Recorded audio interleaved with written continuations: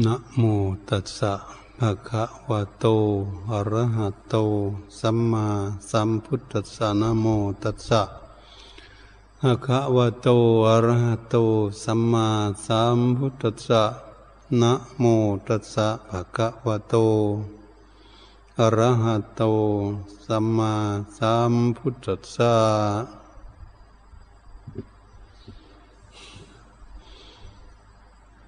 บัดนี้มาถึงการถึงเวลาที่พวกเราจะได้ตั้งใจเจริญเมตตาภาวนาฝึกฝนอบรมจิตใจของพวกเราเพื่อจะให้จิตใจของพวกเรานั้นเป็นจิตใจที่หนักแน่นมั่นคงไม่งอนเงียนคลอนแคลนไม่อ่อนไหวไปตามอารมณ์ต่างๆคือให้จิตใจของพวกเรานั้นกล้าหาญองอาจยืนยัดมั่นคงดำรงเป็นตนเป็นตัวของตนเองการแสวงหาตนก็คือแสวงหาจิตใจนั่นเองคำว่าตนก็คือจิตใจของแต่ละบุคคลนั้นเรียกว่าตนการที่บุคคลแสวงหาตั้งแต่ทรัพย์ภายนอกก็เป็นผลเป็นประโยชน์ชนิดหนึ่งเพื่อจะได้อุ้มชูรูปร่างกายรูปขันธ์เอาไว้แต่การแสวงหาจิตใจนั้นเป็นนามธรรมที่จับต้องไม่ได้ที่มองไม่เห็นด้วยตาเนื้อของคนแต่สามารถมองเห็นได้ด้วยตาในคือสติปัญญาจะทราบและรู้เรื่องของจิตใจของคนเราที่คิดจิตใจของบุคคลเราที่ได้มาฝึกฝนอบรมจิตใจนั้นให้มีหลักมีเหตุมีผลมีประโยชน์และมีวิชาความรู้แล้วจิตใจนั้นจะคิดไปเรื่อยๆไม่อยู่กับตนกับตัวก็เรียกว่าจิตใจนั้นไม่ได้ฝึกฝนอบรมให้มีหลักมีเกณฑ์หรือมีสถานที่เกาะเกี่ยวยึดเหนี่ยวเอาไว้จิตใจก็ต้องคิดไปเรื่อยๆคิดทั้งดีก็คิดคิดไม่ดีก็คิดคิดทุกข์ก็คิดคิดสุขก็คิดคิดไม่ได้อะไรเลยก็ยังคิดอยู่ก็เรียกว่าจิตใจฉะนั้นบุคคลที่จะฝึกฝนอบรมจิตใจของตนให้สงบระงับเป็นสมาธิให้ได้รับซึ่งความสุขในความสงบเกิดขึ้นมาได้นั้นก็ต้องเป็นผู้มีความภาคความเพียรความประโยคพยายามที่จะฝึกฝนอบรมคุณงามความดีให้เกิดให้มีขึ้นแก่จิตใจของเราใจนั้นเขาจึงจะมีอำนาจหากบุคคลไม่ฝึกฝนอบรมจิตใจของตนแล้วเราก็จะเห็นได้บุคคลทั้งหลายที่เกิดอยู่ในโลกนี้บ้านใดเมืองใดประเทศไหนก็ดีแห่งหนตำบลใดชาติใดภาษาใดก็ตามบุคคลไม่ได้สร้างคุณงามความดีให้เกิดให้มีขึ้นแก่จิตใจของตนนั้นจะเป็นจิตใจที่เศร้าหมองจิตใจที่ขุ่นมัวจิตใจนั้นสิโหดร้ายถึงลบลาฆ่าฟันเบียดเบียนซึ่งกันและกันบ้านน้อยเมืองใหญ่ประเทศใดก็ดีไม่มีความสงบสุขก็เพราะเขาทุกคนทั้งหลายเหล่านั้นไม่ได้ฝึกฝนอบรมที่จิตใจไม่รู้จิตใจว่านี่มันเป็นนายเป็นคนควบคุมร่างกายของตนเองไปตามอำนาจของจิตใจไม่รู้คนที่ไม่รู้จิตใจของตนเองนั่นเองจึงปล่อยปละละเลยให้จิตใจคิดไปนานาต่างๆจิตใจไม่ได้ควบคุมดูแลจึงคิดไปในทางที่ไม่ดีเป็นส่วนใหญ่ส่วนคิดไปทางดีนั้นเป็นส่วนน้อยคนจึงมีความทุกข์มากไปอยู่ที่ไหนพระพุทธองค์ทรงตรัสไว้ทุกกายทุกใจเนี่ยทุกกายก็เป็นเรื่องของรูปร่างกายแต่ทุกใจนั้นที่เป็นสิ่งที่ลึกลับเหลือเกินทำให้คนที่มีความทุกข์ใจนั้นเศร้าหมองขุ่นมัวทั้งตนทั้งตัวก็ดีทั้งหน้าทั้งตาก็ดีทั้งที่อยู่พักพาใสอับเฉาไปหมดเพราะจิตใจของเขานั้นขุ่นมัวเศร้าหมองจิตใจไม่ผ่องแผ้วไม่ขาวสะอาดไม่บริสุทธิ์ จ เรียกว่าจิตใจสกปรกบุคคลที่จิตใจหยาบช้าทำร้ายล้างผลาญชีวิตซึ่งกันและกันจิตใจโกรธเกลียดเครียดแค้นพยาบาทอาฆาตจองเวรกันอยู่ทั่วโลกเดี๋ยวนี้เรียกว่าจิตใจนั้นเศร้าหมองจิตใจขุ่นมัวจิตใจสกปรก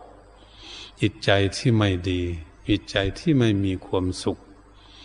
ตรงนั้นเราก็จะเห็นด้วยกันทุกท่านทุกคนมองเห็นได้ชัดบุคคลใดมีความทุกข์ใจนั้นส่วนบุคคลที่มีความสุขใจบ้างก็จะมองเห็นได้หน้าตาแช่มชื่นเบิกบานเดินไปมาดูนั่งอยู่ที่ไหนสง่าผ่าเผยองอาจเกิดความร่มเย็นเป็นสุขเกิดขึ้นมาจากจิตใจนั้นพัฒนาให้ร่างกายนั้นแช่มชื่นเบิกบานได้จึงเป็นสิ่งที่สำคัญที่เราจะพากันฝึกฝนอบรมจิตใจของเราคนเหล่านี้ถ้าร่างกายของเรานั้นแข็งแรงสมบูรณ์ไม่มีโรคภัยไข้เจ็บอะไรเกิดขึ้นก็ตามก็ว่ารูปร่างกายนี้อยู่มีความสบายถ้าจิตใจของพวกเราทั้งหลายไม่สบายจิตใจมีความทุกข์จิตใจก็เป็นโรคแม้ร่างกายไม่มีโรคแต่จิตใจก็เป็นโรคภัยไข้เจ็บจิตใจก็ไม่สบายเรียกว่าจิตใจเป็นโรคภัยไข้เจ็บจิตใจไม่มีความสุขเมื่อจิตใจที่ไม่มีความสุขนี่เองไม่มีใครพึงปรารถนาที่เกิดขึ้นมาอยู่ในโลกนี้ไม่มีใครอยากพบจักปะที่จิตใจเศร้าหมองขุ่นมัวจิตใจโศกเศร้าโศกาดูนมุนหมองทั้งหลายเหล่านี้ไม่มีใครที่ปรารถนาอยากให้เกิดให้มีขึ้นแก่ตนแต่มันก็เกิดขึ้นมาได้เพราะบุคคลไม่ได้ฝึกฝนอบรมที่จิตใจเหตุฉะนั้นพวกเราทั้งหลายก็มาตั้งจิตตั้งใจที่จะฝึกฝนอบรมจิตใจของตนปลูกศรัทธาความเชื่อมั่นประชาทะความเลี่ยมใสในศาสนธรรมคำสอนของพระพุทธองค์ทรงตรัสไว้ว่าการฝึกจิตใจนั้นเป็นของดีจิตใจนั้นเป็นของประเสริฐถ้าบุคคลฝึกได้จะทำให้บุคคลนี้มีความสุขแช่มชื่นเบิกบานได้บริหารอะไรทำอะไรทุกสิ่งทุกอย่างแล้วจะเป็นไปในทางที่ดีหมดในทางที่เกิดสันติสุขมีความสุขไปหมดถ้าจิตใจของเราหมดจดจากกิเลสจึงเป็นเหตุที่ให้พวกเรานี้จะพากันขวนขวายสร้างสมอบรมจิตใจให้ได้การฝึกฝนอบรมจิตใจจึงเป็นข้อที่สำคัญที่เราจะพากันฝึก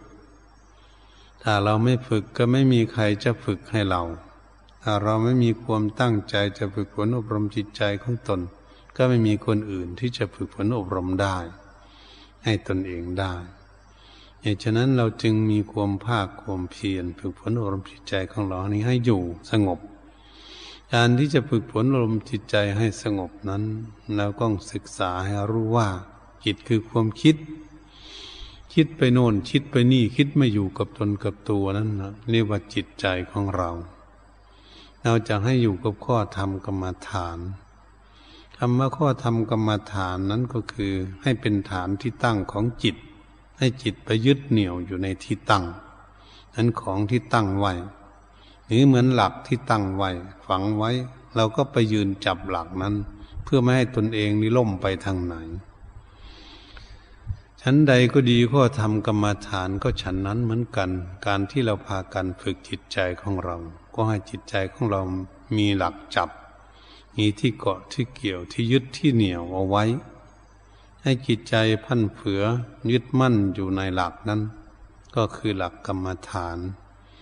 องค์สมเด็จพระศาสดาจารย์สัมมาสัมพุทธเจ้าพระพุทธองค์ทรงตรัสเอาไว้ว่าอานาปานสติกรรมฐานเอาลมหายใจเข้าหายใจออกเป็นหลักที่จะให้จิตใจของเรามายึดเหนี่ยวอยู่ในอารมณ์คือลมหายใจเข้าหายใจออกการที่เราจะเอาจิตมาดูลมหายใจเข้าหายใจออกนี้เราก็ต้องอาศัยซึ่งสติความระลึกว่าจิตคิดสัมปชัญญะความรู้ตัวว่าจิตคิดอยู่ที่ไหนเราก็น้อมจิตของเรามาไว้กับลมหายใจเข้าออก การที่เราจะให้จิตใจของเราสงบง่ายๆนั้นเวลาเรานั่งทำสมาธิฟังเทศน์การปฏิบัติอยู่เดี๋ยวนี้เราควรที่จะเสียสละทั้งอดีตอนาคตคำว่าอดีตเรื่องราวทุกสิ่งทุกอย่างที่ได้ผ่านมาแล้วเราก็ควรที่จะเสียสละละทิ้งไปก่อนเวลาเราทำสมาธิอยู่เรื่องอนาคตสิ่งนั้นก็ยังไม่เกิดขึ้นมาไม่มียังไม่มาถึงเราก็ไม่ต้องคำนึงถึงเรื่องอนาคตปลดปล่อยออกไปหมดเหมือนกันเรามาพิจารณาในเรื่องปัจจุบันว่าจิตของเรานั้นอยู่ที่ไหนเดี๋ยวนี้อยู่กับตนกับตัวไหมจิตของเราที่ว่าคิดนั้นอยู่กับตนกับตัวไหมเราต้องดูให้ได้ให้รู้จักจิตใจของตนถ้าไม่รู้จักจิตใจของตนที่มีความคิดอยู่นั้นเราก็ไม่สามารถที่จะคุมจิตของเรามาไว้กับข้อธรรมกรรมฐานไม่ได้เพราะเราไม่รู้ว่าจิตคืออะไรคิดอยู่ที่ไหนคิดอยู่กับอะไรไม่รู้เราต้องพยายามตรวจตาดูให้ดีให้ถี่ถ้วนว่าโอ้ความคิดนี่เองคือจิตคิดไปโน่นไปนี่แล้วก็จะคุมตัวนี้มาไว้กับข้อธรรมกรรมฐานเหตุฉะนั้นการที่เราอยากให้ได้สงบเร็วๆนั้นก็คืออย่างไรเราต้องละหมดละบ้านละช่องเคหสถานอะไรเงินทองสมบัติอะไรทุกอย่างต้องทิ้งไปหมดอย่าเอามาคิดแม่ลูกแม่หลานสามีภรรยาก็ดีเพื่อนฝูงอะไรทุกอย่างเราต้องตัดออกไปหมดก่อนให้อยู่เพื่อนก็อยู่เพราะเพื่อนลูกไม่อยู่เพราะลูกหลานสามีภรรยาก็ให้เขาอยู่ของเขาเองอย่าเอาจิตของเราไปยุ่งกับเขาเป็นพ่อเป็นแม่ก็ดีเห็นเพื่อนเป็นฝูงทั้งหลายเป็นแม่ภิกษุสามเณรนั่งอยู่ด้วยกันก็ดีให้เหมือนอยู่คนเดียว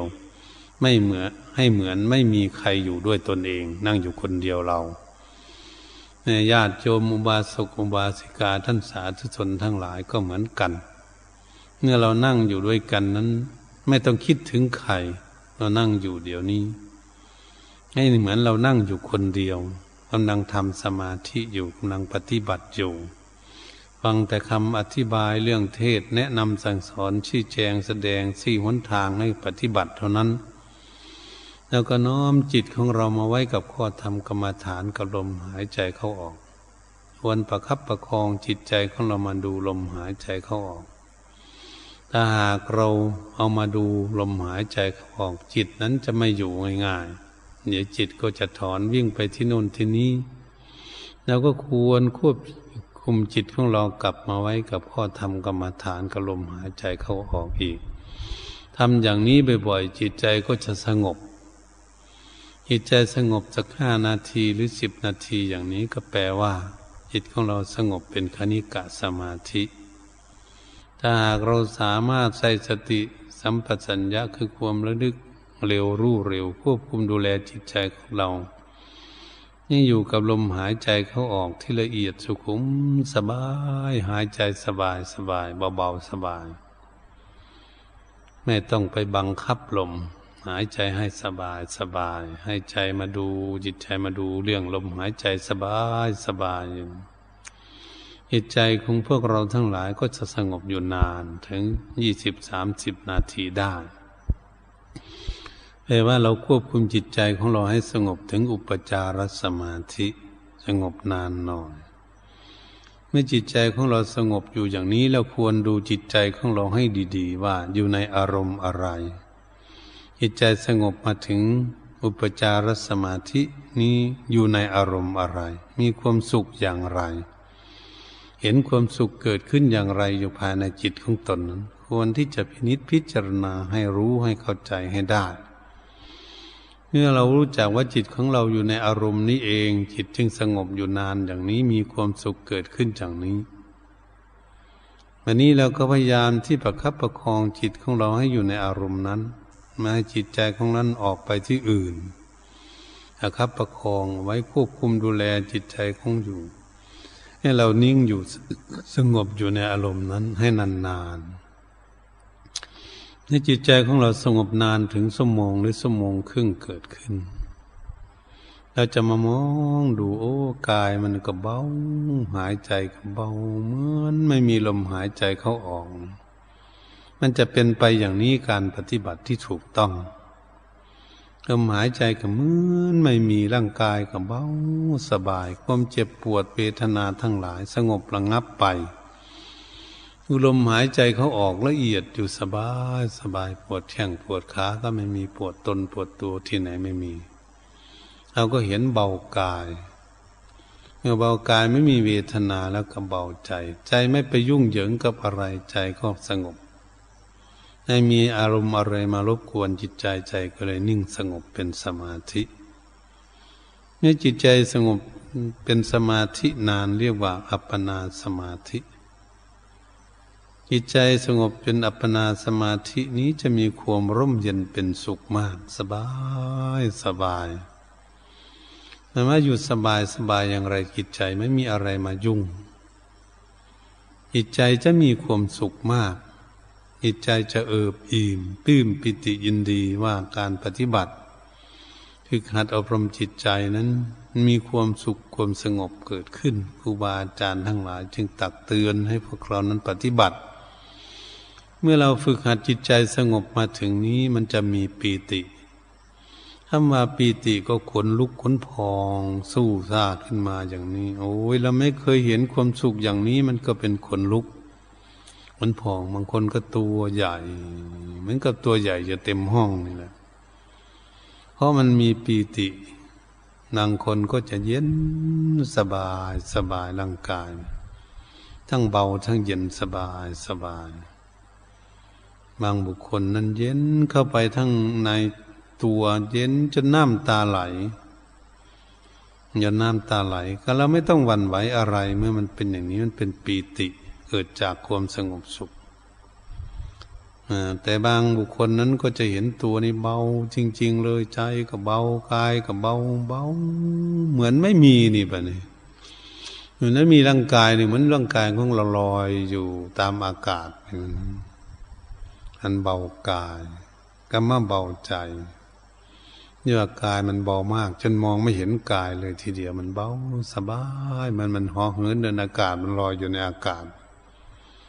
จิตใจก็เบาสบายไม่มีอะไรมารบกวนนี่เรียกว่าเป็นปีติทั้ง5อย่างนี้ย่อมเกิดขึ้นแก่บุคคลฝึกฝนอบรมจิตใจให้สงบเป็นสมาธิแนบแน่นมั่นคงเกิดขึ้นแต่บางบุคคลนั้นอาจจะก่อนจิตใจสงบเหมือนตนเองนี่ตกลงไปอยู่ในเหวลึกๆมันก็ไม่ต้องวุ่นวายเสียใจอะไรจิตนั่นวางนิวรณธรรมเครื่องรบกวนทั้งหลายแล้วได้รวดเร็วจิตถึงเหมือนก็ตกลงไปในเหวแต่เมื่อเราลองมองลงไปเห็นว่าตนเองยืนอยู่ก้นเหวน้อมจิตของเราขึ้นมาไว้กับข้อธรรมกรรมฐาน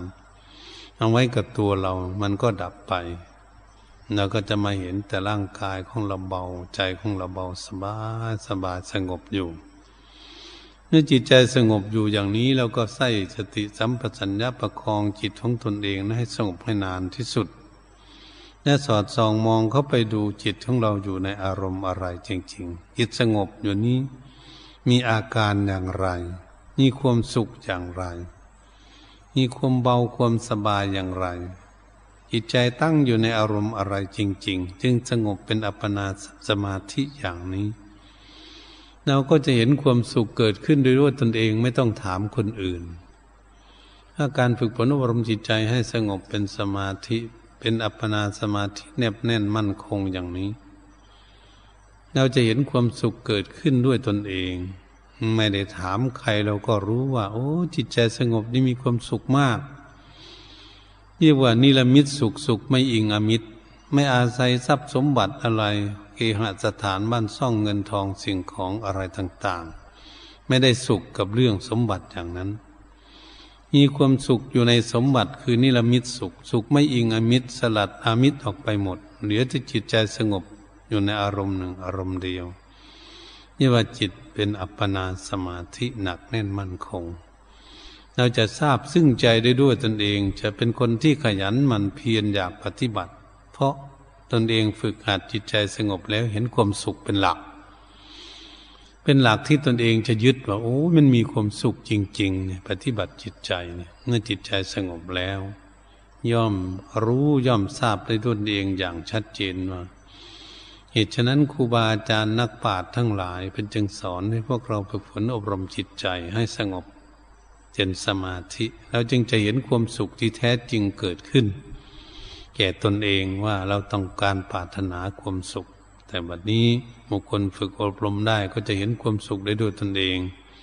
จึงไม่ได้ถามใครว่าทำจิตใจให้สงบเป็นสมาธินี่มีความสุขไหมไม่ต้องถามตนเองย่อมรู้เองพระองค์จึงทรงสอนว่าวินยูชนรู้ด้วยเฉพาะตัวเองบุคคลอื่นที่เขาไม่ฝึกฝนอบรมจิตใจของเขาให้สงบเป็นสมาธิเขาไม่รู้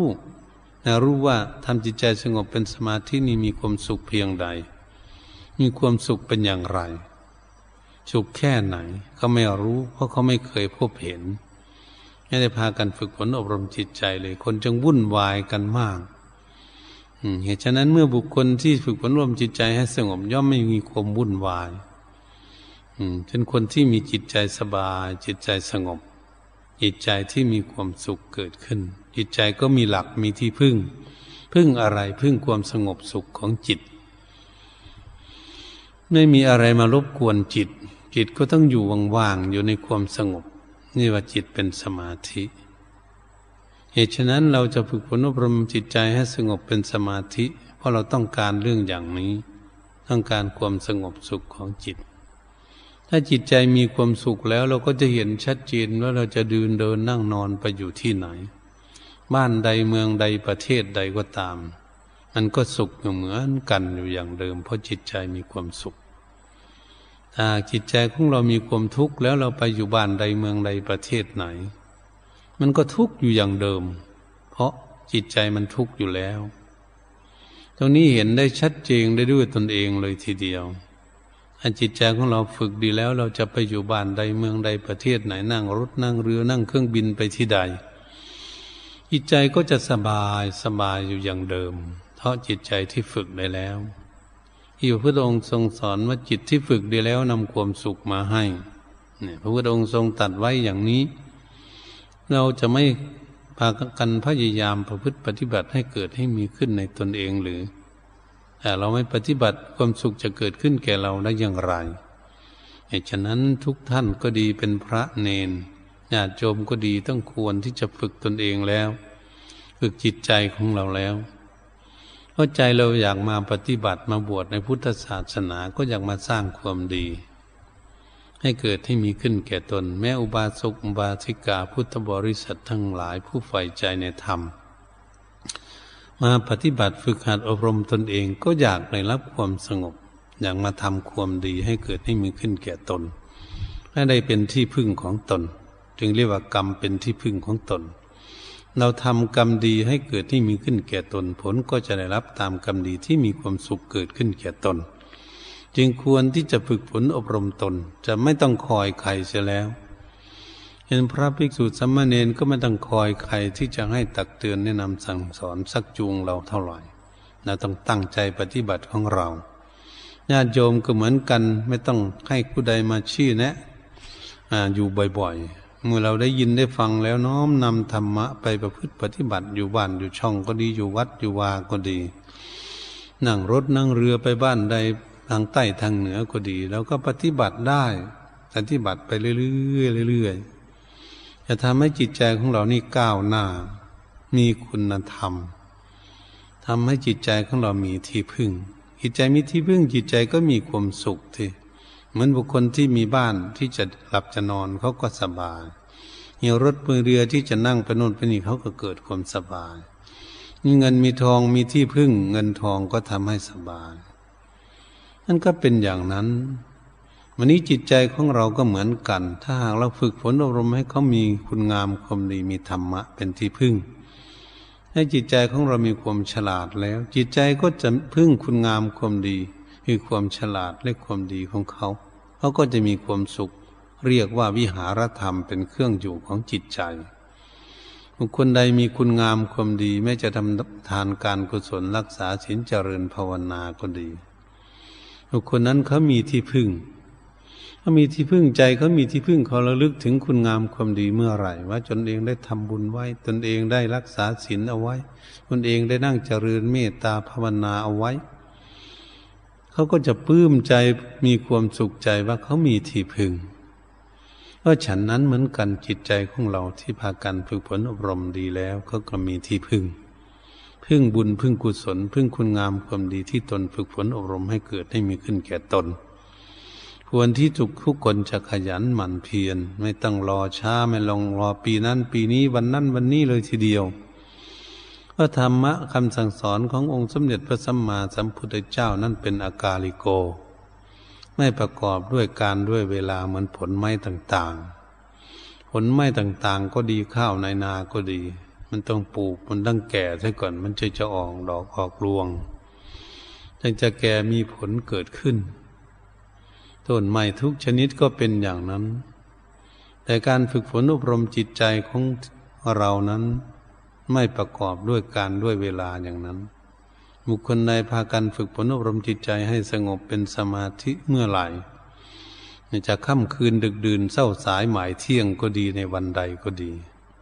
ก็ยอมได้รับความสุขตามการตามสมัยตามเวลาของตนที่ฝึกฝนอบรมเอาได้ก็จะเกิดขึ้นแก่ตนทุกเวลาที่ตนเองฝึกเอาได้เพราะฉันนั้นเหมือนกันเหตุฉะนั้นพวกเราทั้งหลายควรที่จะขยันหมั่นเพียรตั้งหน้าตั้งตาพากันประพฤติปฏิบัติอย่างฝึกหัดตนเองให้เกิดมีความสุขที่ทุกคนพึงปรารถนาเอาไว้ถ้าเราฝึกฝนบ่อยๆเรื่อยๆเรื่อยๆความทุกข์ความเดือดร้อนวุ่นวายของจิตใจนะที่จิตใจที่ยังมารู้ทำให้เกิดทุกข์มันก็จะผ่อนคลายออกไปจิตใจมีความฉลาดเกิดขึ้นว่าอะไรทำให้เกิดทุกข์ทำให้ความวุ่นวายเกิดขึ้นในจิตใจใจมันก็จะวางมันก็ปล่อยมันก็ละทิ้งว่าเขาไม่ปรารถนาความทุกข์ความวุ่นวาย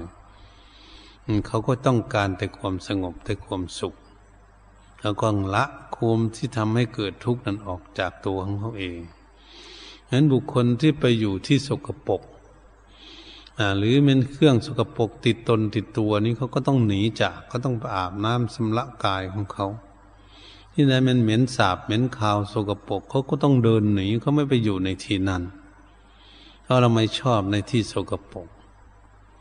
เหตุฉะนั้นพวกเราก็เหมือนกันมาฝึกฝนอบรมจิตใจที่มันเศร้าหมองขุ่นมัวมีความทุกข์นั้นจิตใจไม่ปรารถนาจิตใจปรารถนาแต่ความสุขจิตใจก็ต้องละสิ่งที่มันทำให้เกิดทุกข์เขาต้องปล่อยต้องวางทั้งทิ้งสิ่งทั้งหลายที่ทำให้เกิดความกังวลก็เขาก็ต้องละออกจากจิตใจของเขาคำว่าละออกจากจิตใจก็คือจิตใจตีห่างหรือจิตใจละออกหนีเองเหมือนเราไปยืนอยู่ในโคนตมเราต้องเดินหนีเองเราไปยืนตากแดดมันร้อนเราก็ต้องหนีออกจากแสงแดดเองจิตใจก็เหมือนกันไม่อยู่ที่ไหนคิดเรื่องอะไรทำให้เกิดทุกข์จิตใจมันก็ต้องรู้ว่าสิ่งนี้ทำให้เกิดทุกข์จิตใจก็ต้องละออกเองปล่อยวางละทิ้งไปไม่ปรารถนาไม่เยื่อใยด้วยในความทุกข์นี่เรามาฝึกจิตใจของเราอย่างนี้เพื่อจะให้จิตใจของเรามีความฉลาดจิตใจจึงจะสงบจิตใจจึงจะได้พบความสุขที่ทุกคนพึงปรารถนาเหตุฉะนั้นการเจริญเมตตาภาวนานี่ค่อยเป็นค่อยไปปฏิบัติไปเรื่อยๆเรื่อยๆอย่าใจร้อนเกินไปพระพุทธองค์ทรงสอนไว้ให้เดินสายกลางเดินสายกลางก็เหมือนแบบคนขับรถ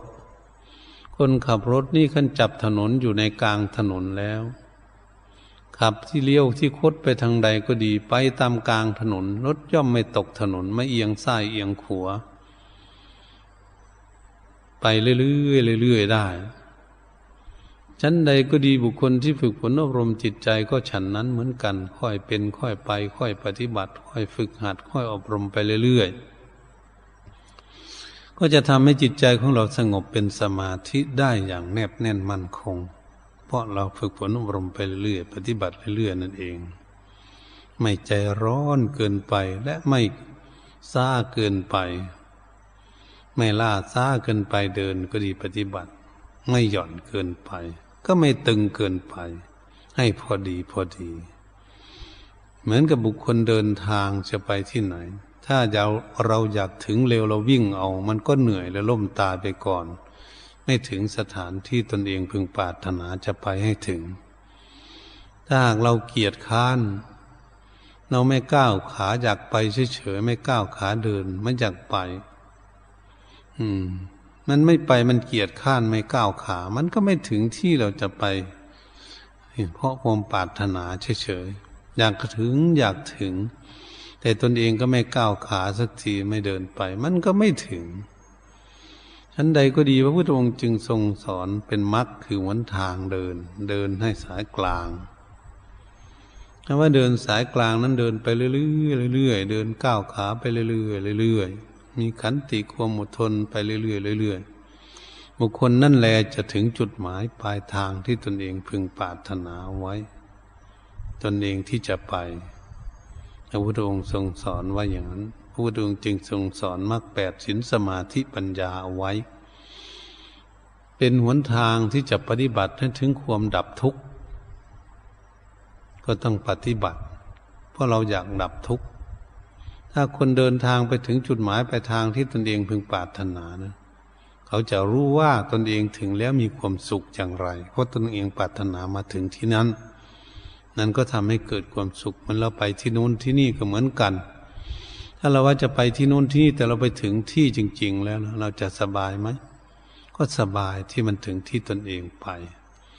ชั้นใดก็ดีการฝึกฝนอบรมจิตใจก็เหมือนกันเมื่อจิตใจของเรานั้นยังไม่สงบเป็นสมาธิ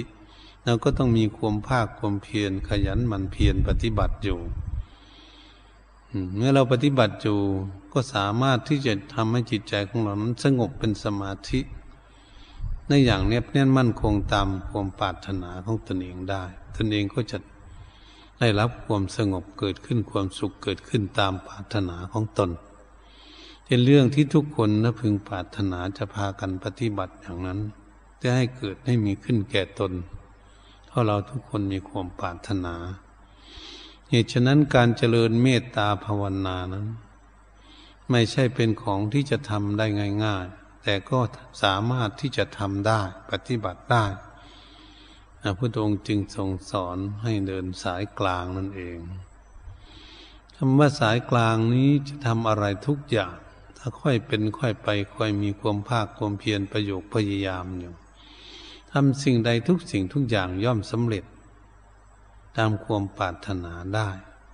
แต่ต้องค่อยทำค่อยเป็นค่อยไปอยู่ตลอดเขาจะทำอะไรทุกสิ่งทุกอย่างที่ใช้สมัยอยู่ทุกวันนี้ก็ต้องคิดต้องอ่านต้องไต่ตรองไข้ควรต้องมีความภาคความเพียรทำจึงจะสำเร็จตามเป้าหมายความปรารถนาของเราเหตุฉะนั้นพวกเราทั้งหลายที่มาเกิดสุดท้ายภายหลังก็ตามยังมีครูบาอาจารย์บวชสืบศาสนามาจำศาสนธรรมคำสอนขององค์สมเด็จพระสัมมาสัมพุทธเจ้าแล้วนำธรรมะมาตักเตือนแนะนำสั่งสอนพวกเรามันมีเต็มบริบูรณ์อยู่แล้วศาสนธรรมคำสอนของพระพุทธเจ้าเรามาพบมาเห็นมาปะแล้วเราจะไม่เอาหรือเราจะไม่ปฏิบัติเอาหรือคุณงามความดีต้องถามที่ตนเองนี้เราจะเฉยๆอยู่เราไม่สนใจไม่ปฏิบัติเราจะปล่อยปละละเลยจากคุณงามความดีให้ชีวิตของเราเสียเปล่าประโยชน์เฉยๆนะมันก็ไล่ฆ่าชีวิตของเราถ้าเราไม่ปฏิบัติเอามันก็เหมือนไก่มันเห็นเพชรไก่มันเห็นเพชรเห็นแล้วไม่รู้คุณค่าของเพชรมันก็คาบเพชรคาบไปคาบมาคาบเล่นมันก็ต้องวางทิ้งมันก็เดินหนีไปไก่ตัวนั้นก็ไม่รู้จักคุณค่าของเพชรก็เหมือนลิงก็เหมือนกันมันเห็นเพชรเห็นก้อนเพชรมันจับเล่นจับไปจับมาแล้วมันไม่รู้คุณค่าของเพชรมันก็ข่วงเพชรทิ้งเฉยๆเพราะมันไม่รู้คุณค่าที่จะเอาไปขายเอาเงินเอาทองซื้ออยู่ซื้อกินอะไรไม่มีสติปัญญารู้เรื่องอย่างนั้นก็เปรียบเทียบเหมือนบุคคลที่เกิดขึ้นมาแล้วอยู่ในโลกนี้อยู่เมืองพุทธศาสนาอยู่ใกล้วัดใกล้วาอยู่กับครูบาอาจารย์สถานที่จะฝึกฝนอบรมจิตใจสถานที่จะชำระล้างความชั่วทั้งหลายเป็นสถานที่จะฝึกฝนอบรมตนเองนี่ให้ดีให้เจริญรุ่งเรืองขึ้นไปแต่เราไม่ไปไม่ปฏิบัติไม่น้อมนำธรรมะคำสอนไม่มาปฏิบัติ มันจะได้ผลอะไรที่จะเกิดขึ้นเพราะไม่ได้ปฏิบัตินั่นเป็นอย่างนี้เหตุฉะนั้นเราต้องพยายามที่จะว่าศาสนธรรมคำสอนของพระพุทธเจ้านี่พระพุทธองค์ทรงสอนสัจธรรมสอนให้คนศึกษาสอนให้คนรู้เรื่องธรรมชาติต่างๆที่เราหลงอยู่นี่เราทุกข์กับสิ่งที่เราหลงอยู่เราไม่เข้าใจเราก็จะพยายามที่ศึกษาเรื่องที่เราไม่เข้าใจนี่จะให้เข้าใจให้ได้ตราบใดที่เราไม่เข้าใจในสิ่งที่เราหลงอยู่แล้วก็ไม่สามารถที่จะวางละสิ่งนั้นทิ้งได้นั่นก็ทำให้เกิดทุกข์ทั้งเราไม่ปรารถนาความทุกข์เราต้องการความสุขถ้าเราต้องการความสุขเราก็ต้องพยายามที่จะฝึกตนเองให้มีความสุขนี่เป็นจุดหมายปลายทางที่เราเป็นนักปฏิบัติจะฝึกหัดอบรมตนเองให้มีคุณงามความดีเกิดขึ้นต้องพากันขยันหมั่นเพียรจริงๆศึกษาปฏิบัติจริงจังแต่ทำเล่นๆมันก็ไม่เห็นของจริงสิเหมือนบุคคลทำอะไรทำเล่นๆทำหยุดทำหยุดอยู่เงินเขาจะสร้างอะไรก็ไม่สำเร็จทั้งนั้นแหละไม่สำเร็จง่ายๆเขาไม่ตั้งใจทำเขาทำอะไรก่อสร้างอะไรทุกอย่างถ้าทำเล่นๆไม่สำเร็จจะทำงานการทุกสิ่งทุกอย่างถ้าทำเล่นๆเนี่ยมันไม่สำเร็จไม่ได้ประโยชน์เกิดขึ้นล่าช้าไปอีกด้วยเพราะไม่ตั้งใจก็คืออะไรคือคนขาดความเพียรการเดินโยมกรมการนั่งสมาธิการปฏิบัติหน้าที่ของตนเองหน้าที่จะได้ปฏิบัติมีเวลาเยอะแยะก็ไม่ปฏิบัติมันก็ไม่ได้อะไรแต่อยากได้ความสุขแต่มันไม่ได้เพราะฉันนั้นเหมือนกันถ้าหากบุคคลนั้นมีความตั้งใจแล้วขยันหมั่นเพียรแล้วนั้นมันก็จะเกิดความสงบขึ้นได้รับความดีที่ตนเองพึงปรารถนาตามกำลังความสามารถของตนปฏิบัติเอาได้ผู้ใดขยันหมั่นเพียรฝึกฝนลมจิตใจให้สงบได้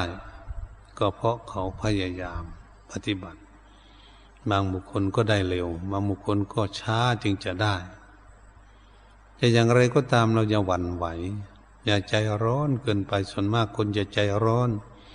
นั่งเข้าไปก็อยากให้จิตใจสงบเป็นสมาธิเร็วๆเลยที่ไม่ถึง5 นาทีบังคับจิตวุ่นวายไปหมดไม่สงบเนี่ยมันจิตใจมันร้อนอย่างนั้นก็เรียกว่ามันตึงเกินไปบุคคลหย่อนเกินไปก็ทำบ้างไม่ทำบ้างทำสมาธิวันหนึ่ง5 วันก็ไม่ทำมันเข้าคลอดนี่นะไปเข้าคลอดทำสมาธิทำสัก8 วันนะ3 เดือนก็ไม่ไปนั่งสมาธิอีกจิตมันก็ไปรอบโลกสิเพราะมันไม่สืบเนื่องกันไม่ติดต่อกันไม่เป็นวสีสืบเนื่องติดต่อกันการปฏิบัติพระพุทธองค์ทรงไม่ได้สอนไว้เรื่องทำเป็นคอร์สพระพุทธองค์ทรงสอนให้ทำทุกวันความเพียรปฏิบัติทุกวันเรายังมีลมหายใจเข้าออกอยู่ต้องปฏิบัติทุกวันนี่ทำความเพียรไม่ใช่จะเป็นคอร์สอย่างนั้นเหตุฉะนั้นเราควรที่จะปฏิบัติทุกวันแม้ได้น้อยก็ตามไม่ต้องเสียใจแม้ได้วันนี้ตั้งได้มากก็ไม่ดีใจเราจะมุ่งดูว่าเราจะได้รับความสงบอะไรจุดหมายปลายทางในการปฏิบัติเรามุ่งดูอย่างนั้นเราฝึกหัดดูอย่างนั้นเราไม่ต้องเสียใจไม่ต้องดีใจพยายามตั้งใจที่จะปฏิบัติท่านคุณค่าของการตั้งใจปฏิบัติมันจะเกิดขึ้นมาเองเพราะมันเกิดจากเหตุคือการปฏิบัติคือการกระทำคือการมีความภาคความเพียรเป็นเหตุเมื่อมีเหตุเกิดขึ้นแล้วผลมันต้องเกิดแน่นอนผลมันก็คือเกิดขึ้นมาได้รับความสงบเป็นสมาธิเกิดขึ้นมาจากเหตุการปฏิบัติฝึกหัดอยู่ไม่หยุดปฏิบัติเรื่อยๆไปอยู่มันก็ผลมันก็จะออกมาคือจิตใจของเรานั้นก็จะสงบเป็นสมาธิได้ถ้าจิตใจสงบเป็นสมาธิได้เราก็ได้ที่พึ่งที่วันนี้ไอ้ที่พึ่งของจิตใจเนี่ยโอ้จิตใจได้ที่พึ่งแล้วสบายสงบ บุคคลอื่นไม่สงบเขาวุ่นวายมีความสับสนทุกข์ยากลำบากหน้าตาเศร้าหมองก็เป็นเรื่องของเขาแต่เรานี่มันไม่เศร้าหมองมันขุ่นมัวแช่มชื่นเบิกบานจิตใจไม่เศร้าหมองจิตใจแช่มชื่นเบิกบานเพราะจิตใจมีที่พึ่งจิตใจได้รับความสงบเป็นสมาธิอยู่บ่อยๆแบบว่ายืนเดินนั่งนอนไปไหนจิตใจจะสงบไปเรื่อยๆเรื่อยๆอยู่ไม่เหมือนคนอื่นที่มีความวุ่นวายจึงเรียกว่าเรามีความตั้งใจฝึกจิตใจนี้ให้สงบให้เป็นสมาธิเกิดขึ้นได้ผลก็จะได้รับเกิดขึ้นเป็นของตนเราคิดดูแม่สามีภรรยาหรือญาติพี่น้องของเราทั้งหลายเพื่อนสาธมิกภิกษุสามเณรก็เหมือนกันถ้าหากเราฝึกได้แล้วก็มีความสุขคนที่ฝึกไม่ได้เขาก็วุ่นวายเขาก็ทุกข์อยู่เราแบ่งไม่ได้แบ่งกันไม่ได้ในสามีภรรยาก็เหมือนกันถ้าภรรยาฝึกฝนอบรมจิตใจให้สงบเป็นสมาธิเขาก็มีความสุขสงบสามีมันไม่ได้ฝึกมันก็ทุกข์ของมันวุ่นวายอยู่ท่านสามีฝึกฝนอบรมจิตใจของเขาให้สงบเป็นสมาธิเยือกเย็นอยู่ก็เป็นที่พึ่งของเขาส่วนภรรยานั้นไม่ฝึกฝนอบรมจิตใจสักทีจิตใจวุ่นวายจิตใจเศร้าหมองหงุดหงิดอยู่มันก็หงุดหงิดอยู่นั่นสิมันแบ่งกันไม่ได้มันเป็นสมบัติของใครของมันพี่น้องเพื่อนฝูงของเราก็เหมือนกันถ้าเราฝึกฝนอบรมจิตใจของเรานั้นสงบเราก็มีความสุขของเราองค์ไหนฝึกได้องค์นั้นก็มีความสุของค์ไหนฝึกไม่ได้ก็ยังวุ่นวายอยู่นั่นแบ่งกันไม่ได้มันเป็นหน้าที่เป็นกรรมเป็นของตนเป็นผลของตนเองที่จะทำให้เกิดให้มีขึ้นแก่ตนการฝึกฝนอบรมจิตใจเหตุฉะนั้นพวกเราทั้งหลายก็ควรพากันตั้งจิตตั้งใจขยันหมั่นเพียรฝึกฝนอบรมจิตใจของตนให้เกิดความร่มเย็นเป็นสุขให้มีความสงบสุขเกิดขึ้นตามกำลังความสามารถของตนค่อยเป็นค่อยไปค่อยใส่สติสัมปชัญญะควบคุมดูแลจิตใจของเราไปเรื่อยๆจะทำให้จิตใจของเราสงบได้เมื่อสงบแล้วเราก็จะพบความสุขโอ้อันนี้เป็นนิรมิตสุขสุขไม่อิงอมิตรสลัดสมบัติอะไรต่างๆเหมือนไม่มีทิ้งไปหมดเนี่ยแต่ก็ไม่ได้ทิ้งนะเหมือนกับทิ้งหมดก็จะอยู่อารมณ์หนึ่งอารมณ์เดียวสบายนี่เขาเรียกบางคนก็มีปิติแต่สบายเดี๋ยวปิติดับก็มีแต่สุขนี่สุขสบายก็ดูสุขอยู่นั่นสุขทำไมสบายจิตก็เป็นหนึ่งอยู่เป็นสมาธิอยู่บ่อยๆอยู่เรื่อยๆสงบเรื่อยๆจิตใจก็มีความสุขอยู่เรื่อยๆเรื่อยๆก็เรียกว่าจิตใจได้รับความสงบเหตุฉะนั้นก็ขอให้ทุกคนมีความตั้งจิตตั้งใจมุ่งมั่นพากันฝึกฝนอบรมจิตใจของตนเพื่อจะได้รับความสงบเกิดขึ้นแก่ตนผลท่านก็ได้ความสุขเป็นของตนตามทุกคนมีความพึงปรารถนาการเจริญเมตตาภาวนาได้รับผลรับประโยชน์ดังได้กล่าวมานั้นแห่นี้ต่อไปก็ขอให้ทุกท่านพากันตั้งใจทำความสงบ